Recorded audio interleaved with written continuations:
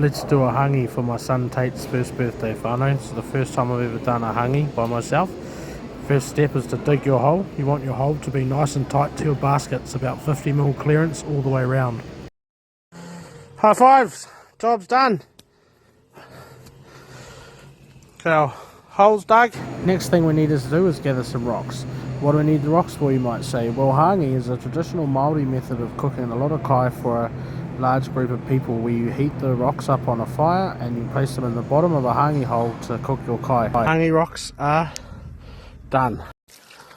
Just wetting down our sacks. The bro we borrowed them off reckons it's best to chuck them in the night before so they're properly saturated before you go to use them.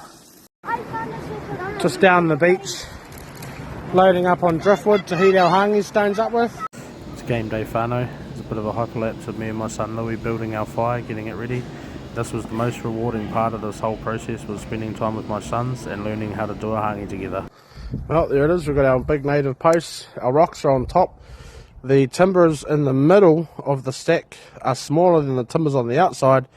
So ideally, the timber in the middle will burn out, all the rocks will drop into the middle of the hole, and that'll keep them heating. We're making stuffing for our hangi, because you can't have a hangi without stuffing. Oh yeah. So we rip up all our bread, and then we add onions and carrots. It's bread. Yeah, and we add onions and carrots and seasoning. Who do you think's doing the most work? Who do I think's doing the most work? Not you, because you're doing the most talking.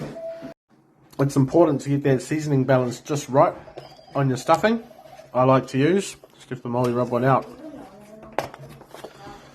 Get a big old dose of that in there. Oh yeah. Alrighty team, side quest. Yeah. Boys. Banana leaves.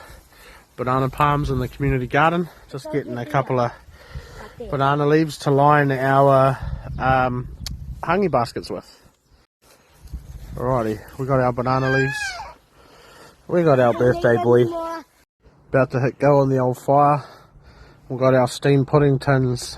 Haven't been burnt off yet, so we'll burn those off for the first 10 or 15, 20 minutes.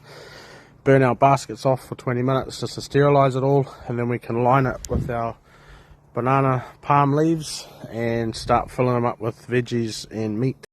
Our fire's really started to rage now. You can see all those rocks turning black.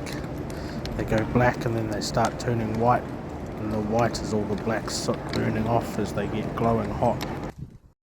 Prepping up all of our baskets. Got our veggie basket with some komara, potatoes, some pumpkin, our stuffing. We've got a pork basket, we've got a pig's head, back leg, rolled loin roast and a bird. We've got some venison shanks, venison back leg, some wild pork ribs, and we're going to chuck another couple birds in that one.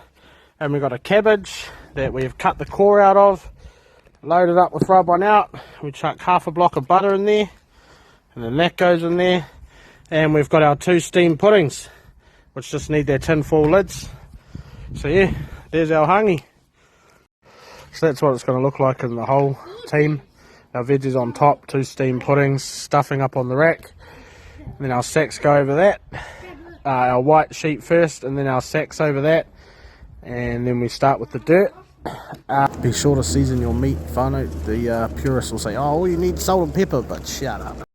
2 hours 40 on the burn. All of our rocks are glowing white hot. They went black and then they went white. It's time to dig them out, chuck them in the pit and seal them up. This is easily the hardest and hottest part, whānau, getting those rocks out of that fire. My brother-in-law Kyle and I got them all out, laid the bottom, got our baskets in, got our sheet on and our sacks on, covered our sacks in dirt, pulled our tarp over the top and chucked a ring of dirt around the tarp. And there she is, she's in the ground, she's cooking. Hangi's in the ground. Fast forward 3 hours and it's time to dig it up. So we just do the reverse, tarp off, dirt off, sacks off. Once we've got our sacks gently off, you don't want any dirt going in your hole. Lifted our baskets out onto our table and oh whānau, the smell was amazing. Well, we've pulled it out team and it looks all good. The weka is soft. And that's the true test. Our meat on the head's falling apart. Look at that. Ooh. It's a wild pig, bro. Wild pork. Veggies are done. Cabbage is beautiful. Steaming. Stuffing looks good. Alright, better carve some up and get all these kids and adults fed. Bones are all just pulling out. Check that. That's a rack of wild pork ribs. Look at that.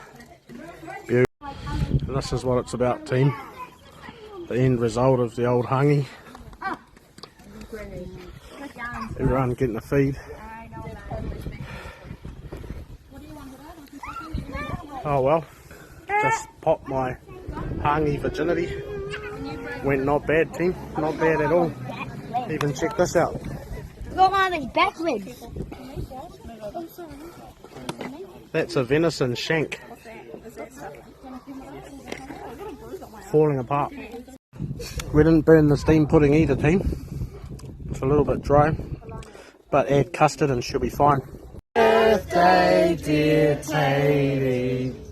Happy birthday to you.